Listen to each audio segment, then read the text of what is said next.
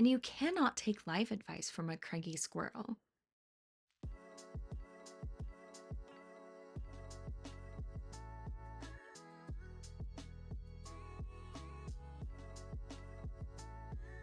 Hi, loves. Take a breath with me. Place your hand right here. Feel that steady rhythm. That's your reminder. One heartbeat, one vessel, one life in motion. Now that we're grounded, welcome. This is Amy's View Unscripted. I'm Amy. My friends call me Amy, and you can too. Now, let's talk about this lovely life in motion. We don't get a backup model. I mean, sometimes I wish we did. Can you imagine? Just trading in your knees at the Apple store? Yes, I'll take the Knees Pro Max, please, preferably with upgraded cartilage and in a rose gold finish. But we don't. We get this one body, this one self. And here's the thing. It's not like there's mental self over here and physical self over there. They're not separate rooms in the same house. They are the same house, the same heartbeat, the same orchestra. The flute doesn't get to say, well, I'm only mental health, so I don't care if the drum, the physical health, is offbeat. No, the whole rhythm shifts if the drum is out of sync. One symphony. And actually, this is a fun one to think about. Drop it in the comments or just think about it right now. What instrument would you be in your own orchestra of self? Would you be a flute, light, playful, uplifting, your little spark of joy in the room? Maybe you'd be a tuba, big-hearted, generous, grounding. You bring presence and fullness that everyone feels. Maybe you'd be the drums, rhythmic, energetic, reliable. You set the pace and wake people up when needed. Or maybe you're a piano, versatile, complex, multi-layered. You can play any role, leader, supporter, storyteller. Personally, I'd be a violin. Expressive, emotional, timeless, strong but graceful, can be elegant and simultaneously powerful. The one that carries the melody through, even when everything else gets too noisy. So think about it. What instrument would you be and why? Just yesterday, I was talking with someone close to me about this very thing. We said, you need to be mentally well to be physically well, and you need to be physically well to be mentally well. Now let's pause, because I know how this could sound. Does that mean if you have anxiety or depression or grief, you can't be physically healthy? Absolutely not. That would be a wild insinuation. What it does mean is we need to find balance. If we ignore one side of ourselves, mind or body, long enough, the other side will eventually raise its hand and say, "Excuse me, I'm being neglected." I think about those weeks where stress steals my sleep. I'll be lying in bed, staring at the ceiling, brain racing, and the next day my body feels like it's carrying bricks. That's my mind borrowing my body's megaphone. And then there's the flip side. Those stretches where I don't move much, maybe I've eaten takeout 3 nights in a row, and suddenly my mood just tanks. That's my body sending a push notification to my mind. One vessel, one home, one whole self that deserves tending. Which side of yourself have you been tending to more lately? Your mind or your body? And which side feels like it's quietly been asking for more love? The mind and the body are in constant conversation. Think of them as two best friends passing notes back and forth during class. Sometimes supportive, sometimes dramatic, sometimes hard to read. Let's break that down to what that actually looks like. When the mind drives the body, stress leads to fatigue. We all know stress doesn't just stay in our heads. It leaks into our bodies. Cortisol floods your system like an overbearing manager who doesn't know how to clock out. At first, it keeps you wired. saying, go, go, go. But then it crashes you. Suddenly you're exhausted, but your brain just won't shut off. That's why after a stressful week, you collapse on the couch like you just ran a marathon, even if all you did was sit at a desk. Reflection for you. When was the last time you felt that wired and tired crash? Did your body give you a bigger signal than your mind wanted to admit to? You know that feeling in your stomach of having butterflies, or bats, as I used to call them? That's not poetic, that's science. Your gut is lined with neurons. They call it the second brain. Anxiety doesn't just flutter in your chest, it literally changes how your stomach and intestines move food. It's why some people lose their appetite when anxious, while others can't stop snacking. The gut is in on the drama. And my gut? Oh, she has opinions. Some days I swear she is the drama. I think she's keeping her own little diary. And let me tell you, she does not hold back. Sometimes it feels like she can be pretty judgy, but I'll tell you something. She's never been wrong. Can you think of a time where your stomach told the truth about your anxiety before your mind could admit to it? You know that saying, hindsight is 2020? Maybe that's a way of our own gut telling us, I told you so, after the fact, after the red flags had all been ignored. But that feels like something we'll eventually dive deeper into. Depression is tied to immunity. Low mood doesn't just weigh on your thoughts, it slows down your body's defense system. Studies show people with depression heal from wounds more slowly, catch colds more easily, and carry higher levels of inflammation. Depression isn't all in your head, it's in your whole system. If you've ever been in a low season, did your body feel heavier too? That's not weakness. That's your whole self asking for gentleness. Here's a wild stat. About 95% of serotonin, the feel-good chemical, is produced in the gut. Not the brain, but in the belly. Which means what you eat, how your digestion is working, even your gut bacteria, all of that is directly linked to your mood. No wonder when we live on fast food, we feel foggy. I'll touch a little more on nutrition later on, but trust me when I say there is no judgment here. It's just all about balance. Sleep ties right into focus. One night of poor sleep can impair your brain as much as being legally tipsy. That's not just grogginess. That's your prefrontal cortex, the decision-making center, dimming the lights. Which explains why everything feels harder after bad sleep. Your patience, your memory, your creativity, all offline. And I don't know about you, but when I'm sleep deprived, it feels like my brain is running on Windows 95. Slow, glitchy, and one wrong click, we risk total shutdown. Hormones tied to emotions. Hormones are like the hidden DJ at the party, controlling the mood with every track. Cortisol spikes crank up irritability.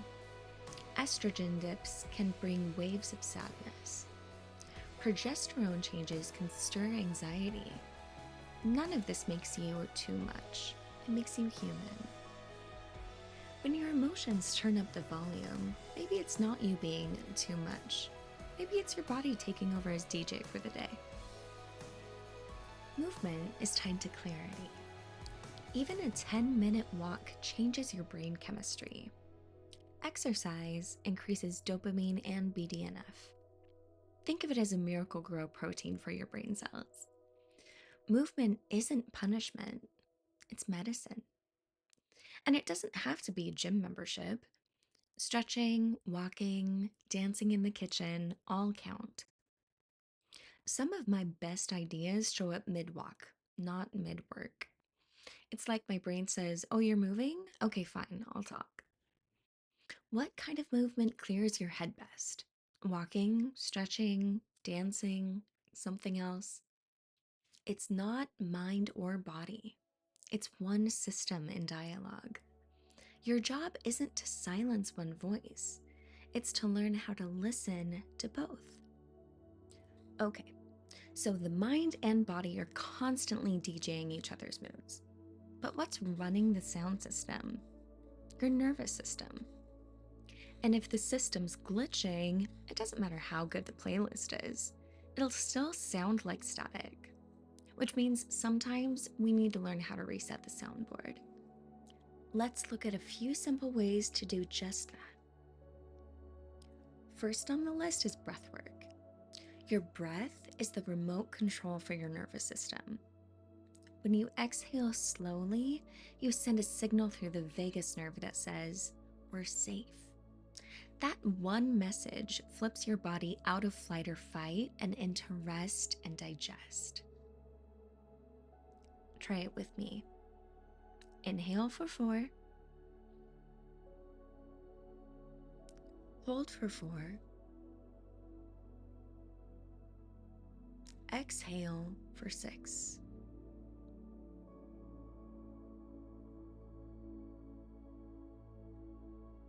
And look, you didn't even need yoga pants or a meditation retreat. Just lungs. You already came prepared. Next time you feel overwhelmed, can you pause and use your breath as a reset button? Next on the list is cold water or cold exposure. This one's a struggle for me, even though I know how good it is for you. Cold water sounds dramatic, but it doesn't have to be. Splash your face or let the shower run cool for just 30 seconds. This triggers your dive reflex. Your heart rate slows, your blood flow shifts, and your nervous system calms. Now, I admire my cold plungers out there, but personally, I just do the face splashing or the shower thing. Think of it like throwing water on your internal drama queen. Like, okay, fine, we're done panicking now. Can you get the hot water back on, please? Are you a cold plunger? Would you be willing to try a 30-second cool rinse the next time you feel your stress ramping up? Next is one of my personal favorite pastimes, humming and singing. The vagus nerve runs right through your vocal cords. When you hum or sing, you vibrate that nerve, literally massaging calm into your system. This is why people sing in the shower or hum when they're nervous. Try it. Hum one note, any note. Feel that buzz in your throat and chest? That's your body soothing itself. And the next time someone hears you humming in line at the grocery store, if they give you a weird look, just tell them, "Oh, I'm not being weird. I'm just regulating my nervous system." And see what they do with that one. I mean, they already think you're weird, so you might as well just level it up. Is there a song that always makes you feel grounded? And can you use it as a nervous system tool this week? Laughter. Another one of my favorite things to do. Laughter is one of nature's original regulation tools. It drops cortisol, boosts endorphins, and physically shakes tension out of the body. That's why we feel lighter after a good laugh, even if our problems don't magically disappear. And yes, that means your favorite silly TikToks or dad jokes actually count as nervous system care. Science says so. Who or what always makes you laugh? And how can you invite more of that medicine into your week? So here's the truth. You don't need expensive gear or hours of free time or a trip to Bali to regulate your nervous system. Although if there's a prescription for that, I'm hitting up my doctor. But really, you already have the tools. Breath, water, voice, laughter. These are everyday acts of self-love. They tell your whole system, you're safe, you're okay, you can settle now. Next is where self-love becomes practical. Because knowing mind and body are connected is one thing, but actually tending to them is another. So let's break it down into practices for your mind, your body, and for the bridge that ties them together. For the mind, we can start with journaling. Not the pretty kind you see on Pinterest, although I have my Pinterest very carefully curated, so no shame to Pinterest in the slightest. I'm talking messy pages. The kind where you spill your thoughts like dumping out a junk drawer. The act of writing literally moves tangled thoughts out of your head and into order on the page. If you opened your journal right now, would it read like poetry or like chaos? Spoiler, I do both, and both are totally valid. Next on the list is conversations and/or therapy. Sometimes the bravest self-love is admitting you can't untangle it alone. Talking to a therapist, coach, or even a safe friend can reframe everything. Our brains need mirrors, and other people can reflect back things we sometimes can't see. The next is affirmations. The key here, make them believable. Don't tell yourself, I am perfect sunshine, if you feel like a rain cloud. Try, I'm learning to trust myself. It's kinder and it sticks. Because let's be real, I'm all about powerful affirmations, but some days they can just be too much. Like if I write, I radiate golden stardust with every step, my brain goes, okay, but can we just drink some water today? Next is playfulness. Yes, play is mental care. Give your inner critic a ridiculous voice. Mine sounds like a cranky squirrel, and you cannot take life advice from a cranky squirrel. What is one playful or creative thing that you used to do that you could bring back? Just for joy, not for productivity. For the body. First on the list is sleep hygiene. Sleep is the ultimate act of body love. Your brain literally washes itself while you sleep. There's a fluid called cerebrospinal fluid that clears toxins like a nightly rinse cycle. Cool room, dim lights, and for the love of your sanity, no doom scrolling at 1 a.m. What's one tiny thing you can change tonight to help yourself rest better? Next on the list, we have nutrition. Not perfection, not shame, just curiosity. How does this food make me feel afterwards? Fueled or foggy? Food is information. It speaks to your body, and your body speaks back. Trigger warning. Though I did suffer with an ED in high school, so make sure you embrace balance. Eat food that makes you feel good, but also eat food that makes you feel good. Next is movement. Not punishment, not calorie math. Movement is medicine. A 10-minute dance party in your kitchen floods your system with dopamine. A walk outside shifts brain chemistry. Stretching tells your muscles, I haven't forgotten you. And yes, running through Costco counts as cardio. Don't let anyone tell you otherwise. And then we foster the conversation between the two, mind and body. These are the practices that don't help just one side of you, they integrate the whole. We touched on breathwork, but I'm going to touch on it again because it is so important. Breath links the physical body with your mental state. That slow exhale not only calms the mind, but it lowers your heart rate. It's like a direct hotline between brain and body. You can do yoga or Tai Chi, movement as meditation, flowing sequences where the body leads and the mind follows. Walking meditations. Take your mind for a walk with your body. It's simple, grounding, and works just as well as thinking yourself calm on a couch. This one's important. Rest as ritual. Yes, naps count. Baths count. Stillness counts. Rest is not laziness. It's literally nervous system repair.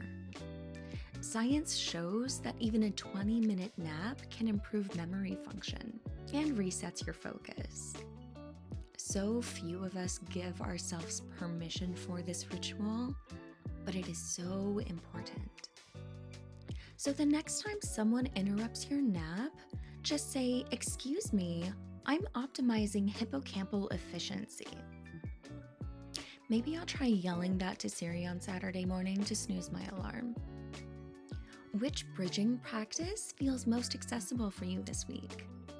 Write it down and treat it as a date with yourself. These aren't chores, they're invitations. Every practice is an act of self-love, telling your mind and body you are worth my care. And it's not about perfection. It's never about perfection. It's about attention. You can eat kale and still need medication. You can meditate daily and still need more sleep. You can run marathons and still need therapy. Think of yourself as a garden. Some days you need water. Some days you need sun. Some days you need rest. You wouldn't scold a flower for wilting. You'd adjust the care. And here's the thing. Flowers don't blame themselves for needing water.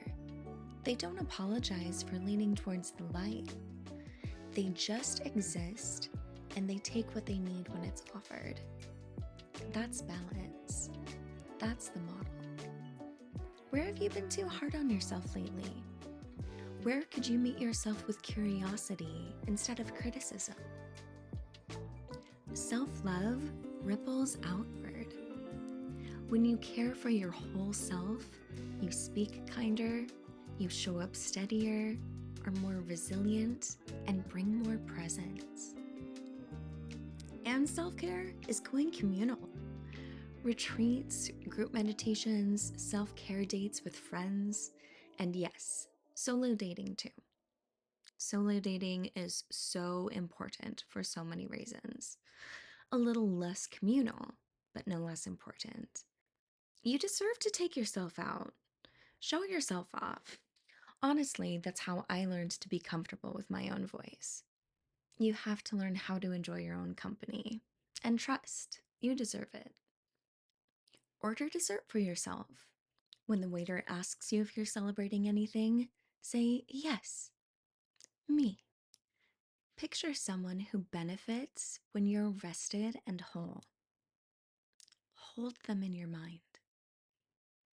Hand back on your heart. One last deep breath together. We don't have a mental self and a physical self. We have one self, one heartbeat, one life in motion. So tend to your mind, tend to your body, tend to the bridge that connects them. Every part of you is worthy of that love. And when you do, you don't just heal yourself. You light the way for everyone you touch. One self, one heartbeat, one life in motion. If this message resonated with you, remember to like, comment, share, and subscribe. Not just because it helps this channel, and I'd love to hear from you, but because we all need reminders to take care of ourselves fully and with intention, so that we can show up as the best version of ourselves. Not just for us, but for the ones we love and for the world we share. I'll see you so soon, loves. Bye for now. Au revoir.